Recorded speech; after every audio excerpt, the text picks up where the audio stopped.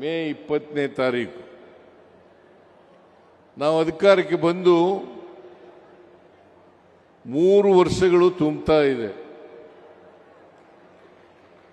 3 ವರ್ಷಗಳು ತುಂಬುತ್ತಾ ಇದೆ. ಇದನ್ನ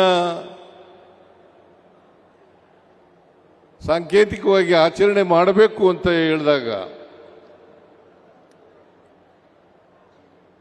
ಡಾಕ್ಟರ್ ಜಿ ಪರಮೇಶ್ವರ್ ಅವರು ವಾಲಂಟಿಯರ್ ಆಗಿ ನಾವು ತುಮಕೂರಿನಲ್ಲಿ ಮಾಡ್ತೇವೆ ಅಂತ ಹೇಳಿ ಮುಂದೆ ಬಂದರು. ನಾನು ಆಯಿತು ಅಂತಂದೆ.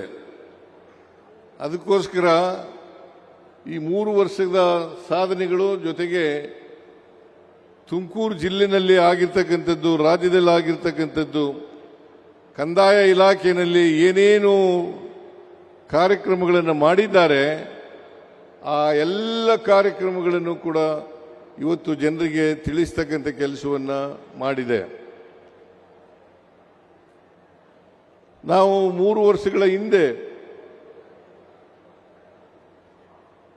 ಜನರ ಮುಂದೆ ಬಂದಾಗ ಅನೇಕ ವಾಗ್ದಾನಗಳನ್ನು ಕೊಟ್ಟಿದ್ದು, ಭರವಸೆಗಳನ್ನು ಕೊಟ್ಟಿದ್ದು. ನಮ್ಮ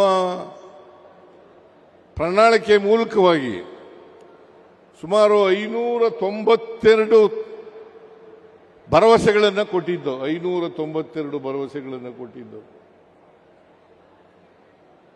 ಆ ಭರವಸೆಗಳ ಪ್ರಣಾಳಿಕೆಯ ಸಮಿತಿಯ ಅಧ್ಯಕ್ಷರಾಗಿ ಡಾಕ್ಟರ್ ಪರಮೇಶ್ವರ್ ಅವರು ಆಗಿದ್ರು ಅಂತಕ್ಕಂಥದ್ದನ್ನು ಇವತ್ತು ನೆನಪಬೇಕಾಗ್ತದೆ.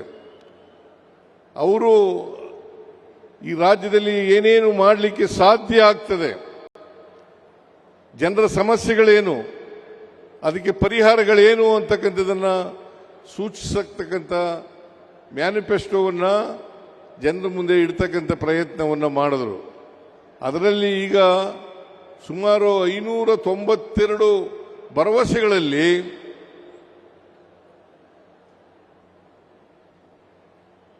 250ಕ್ಕೂ ಹೆಚ್ಚು ಭರವಸೆಗಳನ್ನು ಈಡೇರಿಸಿದ್ದೀವಿ.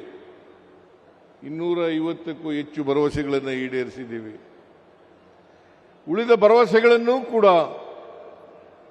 ನಾವು ಈಡೇರಿಸ್ತೇವೆ ಅಂತಕ್ಕಂಥ ಮಾತುಗಳನ್ನು ಈ ಸಂದರ್ಭದಲ್ಲಿ ಹೇಳಲಿಕ್ಕೆ ಬಯಸ್ತಾ ಇದ್ದೇನೆ. ನಮ್ಮ ಸರ್ಕಾರ ಯಾವಾಗಲೂ ಕೂಡ ನುಡಿದಂತೆ ನಡೀತಕ್ಕಂಥ ಸರ್ಕಾರ, ಕೊಟ್ಟ ಮಾತನ್ನ ಉಳಿಸಿಕೊಳ್ತಕ್ಕಂಥ ಪ್ರಯತ್ನವನ್ನು ಮಾಡ್ತೇವೆ, ನುಡಿದಂತೆ ನಡೀತೇವೆ ಅಂತಕ್ಕಂಥದ್ದನ್ನ ಈಗಿನಿಂದ ಅಲ್ಲ, ಯಾವ್ಯಾವಾಗ ಕಾಂಗ್ರೆಸ್ ಸರ್ಕಾರ ಅಧಿಕಾರಕ್ಕೆ ಬಂದಿದೆ ಆ ಎಲ್ಲ ಕಾಲದಲ್ಲೂ ಕೂಡ ಭರವಸೆಗಳನ್ನು ಈಡೇರಿಸತಕ್ಕಂಥ ಪ್ರಯತ್ನವನ್ನು ಮಾಡಿದ್ದೇವೆ.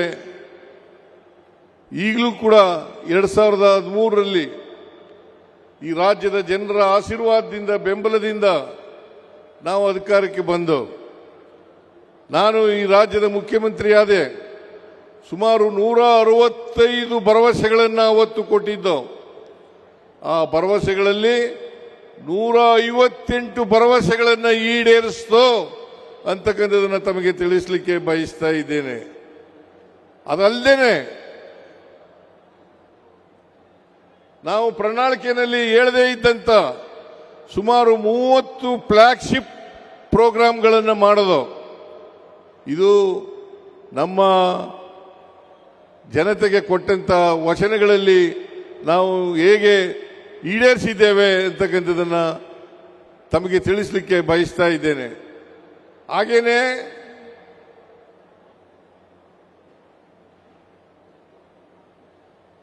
ಎಲ್ಲ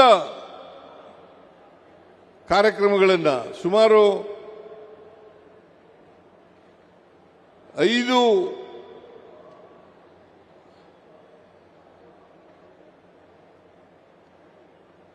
ವಚನಗಳನ್ನು ನಾವು ಜನರಿಗೆ ಕೊಟ್ಟಿದ್ದು.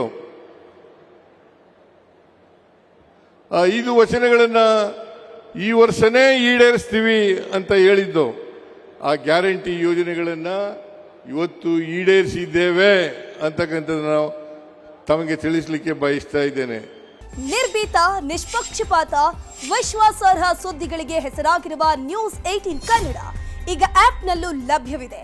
ದಯವಿಟ್ಟು ಇಲ್ಲಿರುವ QR ಕೋಡ್ನ ಸ್ಕ್ಯಾನ್ ಮಾಡಿಕೊಂಡು ಆಪ್ ಡೌನ್ಲೋಡ್ ಮಾಡೋದಕ್ಕೆ ಮರಿಬೇಡಿ. ನಿಮ್ಮ ಬೆಂಬಲ ಹೀಗೆ ಸದಾ ನಮ್ಮೊಂದಿಗಿರಲಿ. ಧನ್ಯವಾದ.